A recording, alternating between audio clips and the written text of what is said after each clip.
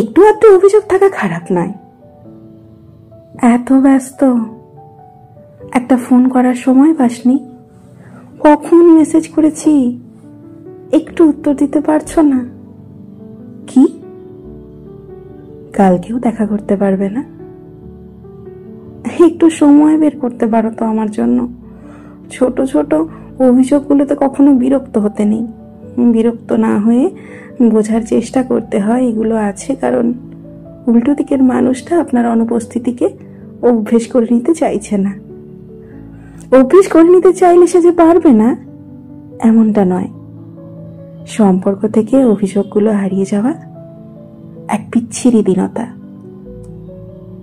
যেদিন আপনার অনুপস্থিতি থাকবে অথচ এই অভিযোগগুলো থাকবে না, সেদিনই অভিযোগগুলো আর অভিযোগকারীর কথা খুব মনে পড়বে, ভীষণ মনে পড়বে। একটু আধটু অভিযোগ থাকা খারাপ নয়।